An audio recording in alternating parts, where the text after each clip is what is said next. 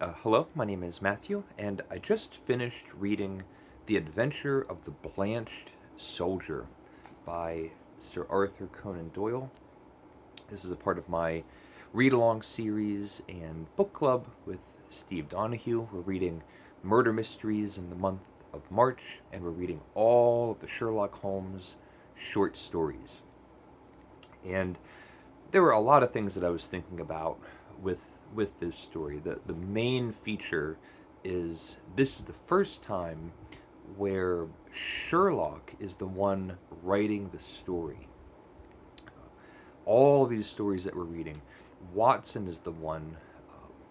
Doyle's writing the stories as if Watson is writing the story of his um, admirable and esteemed um, friend Sherlock Holmes.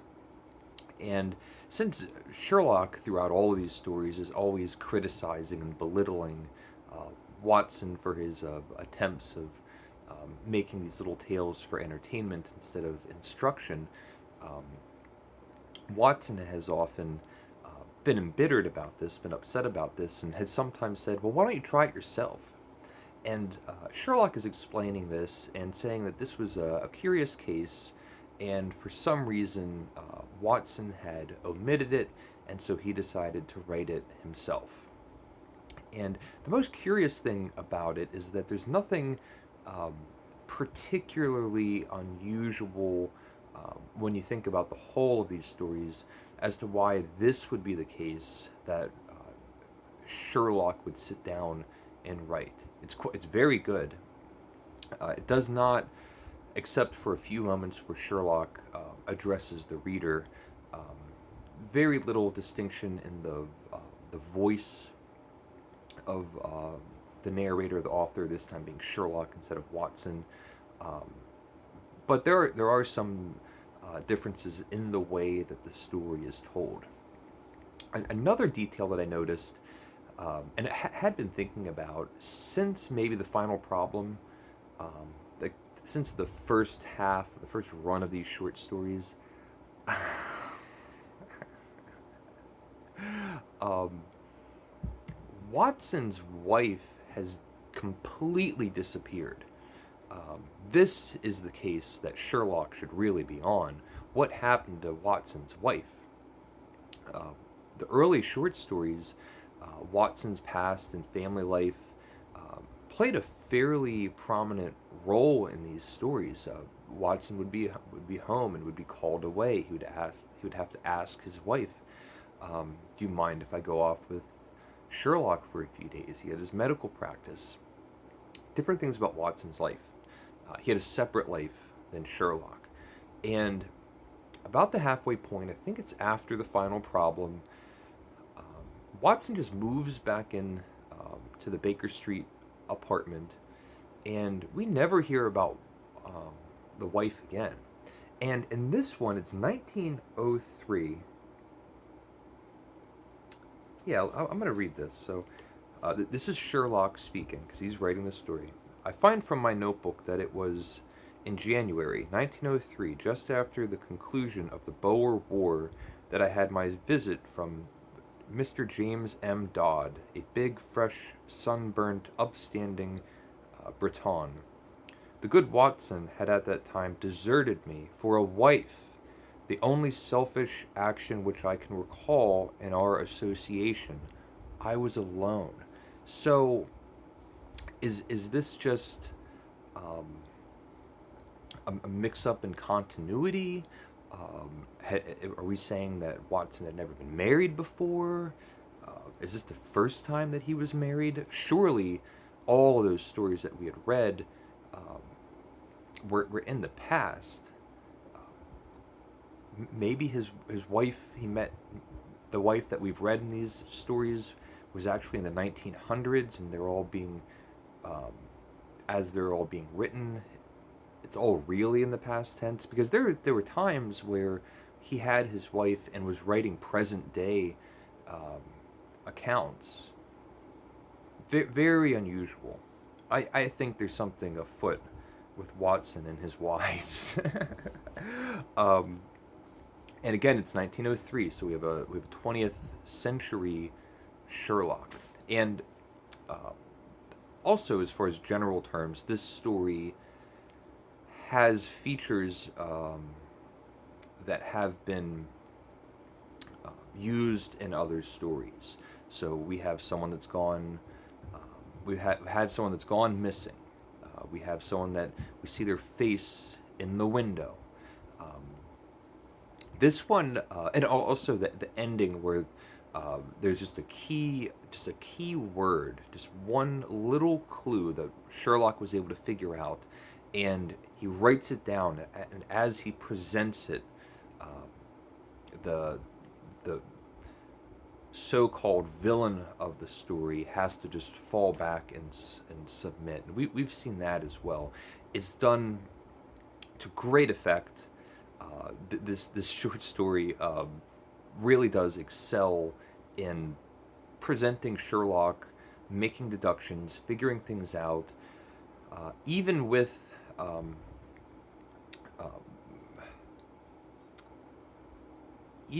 Sherlock's acknowledgement that Watson is always having this whimsical, tender, affectionate, exaggerated view of Sherlock's powers of observation. Um, in this short story, with Sherlock writing it, he still seems to be an incredibly uh, astute observer and solver of mysteries. There's a soldier comes to Sherlock. He had we're told he went to South Africa. He was in some regiment fighting in a war, and he had a brother in arms, a soldier that he had formed that kind of unique relationship that you can only find on the battlefield, where they worked together, they were on the battlefield together, they slept together, they woke up, went to bed, they fought shoulder to shoulder, all those things that create this very special, unique bond between soldiers. And we're told these two soldiers were just great friends. They were just the best of friends, lived through the worst. And there's this Dodd soldier, Mr. Dodd, telling Sherlock all of this, and then saying there was an incident. There was a crossfire, and my friend got shot with an elephant gun, and then I've never heard of him again. I get back to England. I try to get a hold of him. When I do get a hold of his family by letter, the father says that he's gone on a trip. He's gone around the world. He's taking a around the world trip. He'll be gone for a year. And the soldier is just very insistent. He wants to reconnect with his friend who has just gone missing. He goes to the house. He meets the so-called villain of the story, just a big hulking, stately, impressive, father-like Englishman. The father, the Englishman, and he just wants to keep throwing him out of the house. He goes, he's on a trip. That's all I'm going to tell you. And the young soldier, trying to reconnect with his friend, would say, well, what ship? What's the cruise line? When did he leave? What was the port? Maybe with this information I can get a letter to him. And he just wants to throw him out. They end up keeping him there as a guest because he has nowhere else to go. He has an interaction with the butler. The butler is describing the missing soldier, the son of his family. And he has a slip of the tongue, and he refers to him in the past tense. He was courageous, he was a good man.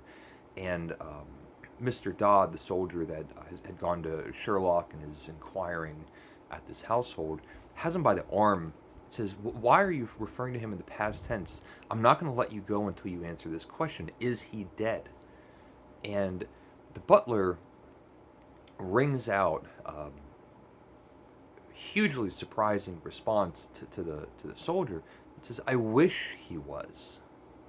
and runs away. A soldier sitting in a drawing room or sitting room, and he sees the missing soldier, his friend. He sees him through the window pane, and he's just white, like this ghostly white visage. He throws up the window. Now he's on a chase. It's nighttime. He can barely see. He sees some movement, follows it, loses the trail, and he hears a door shut. So now he's seen the person. He knows something is suspicious. There's something that he's missing. He doesn't know, is he locked up? Is he under some sort of house arrest by the father? Is he under duress? He goes snooping around the property because he's still a guest of the household for some reason. Finds the house that he had heard the door shut when he was running after his missing friend. He's snooping around. Gets caught. The father drags him back to the main house, puts a ticket on the desk, and says, "You're leaving for London right now. Here's a train ticket. I never want to see you again." He doesn't push his luck. He takes that ticket and goes straight over to Sherlock, and he's explaining all of this to Sherlock, and Sherlock says, "Well, I'm kind of finishing up a case. Give me some time. It's a couple days or something. We'll go back there and sort it out." And it's my favorite kind of case where Sherlock is just sitting there listening to this, and is just making all the connections. There's all these details. The story is presented completely to us. We're not really getting a total oddball, blindside explanation at the very end of it that's completely inexplicable, or completely so left field that a reader couldn't figure it out. Of course, you couldn't, not because we're not Sherlock, but they go to the house. They meet the father again.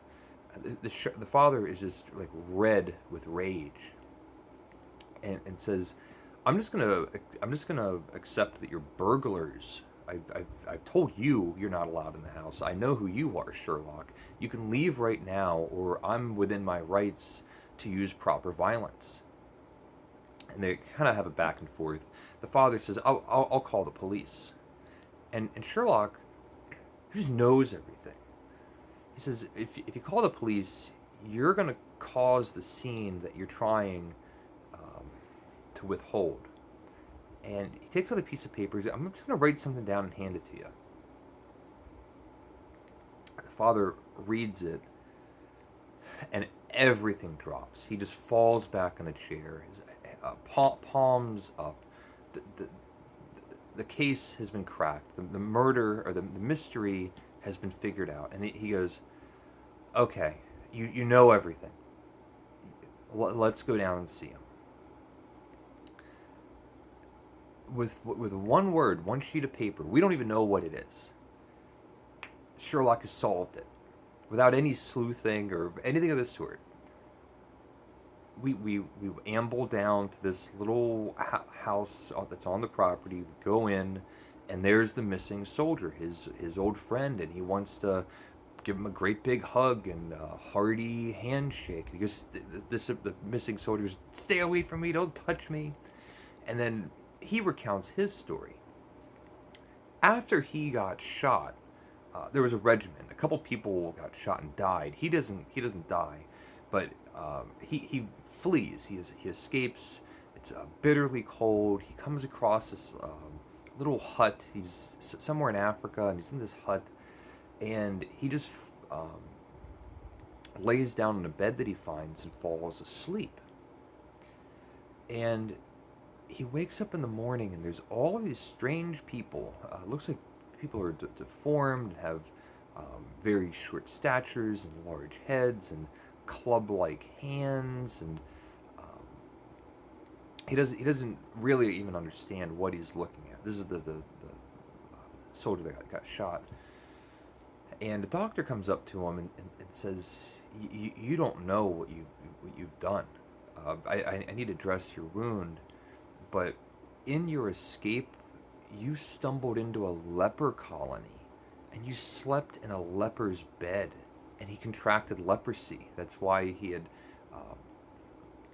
had white blotches and had that blanched complexion, and he's horribly contagious, and that's why he's been contained in the house, and the family doesn't know what to do.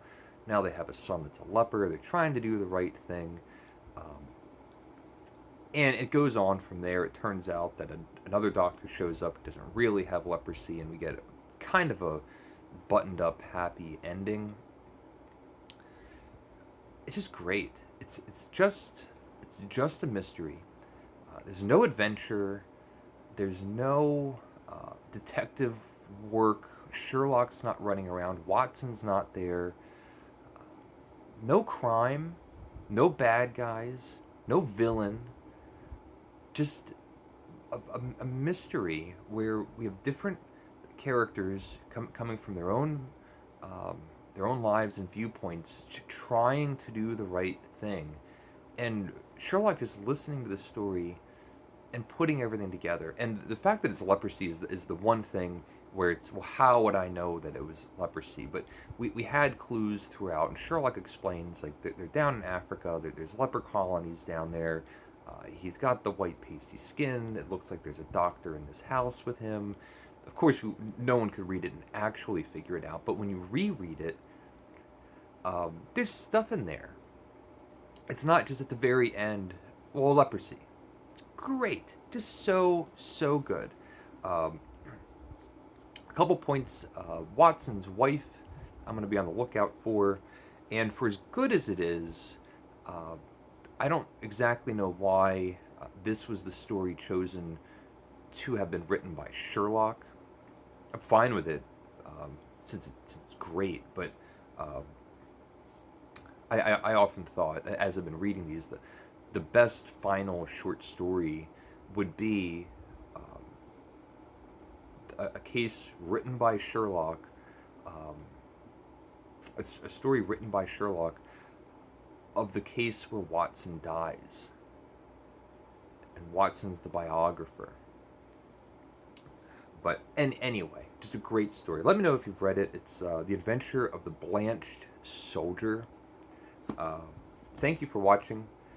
Please leave a comment if you would like, and take care. Look at Daphne. Okay. Thanks. Bye.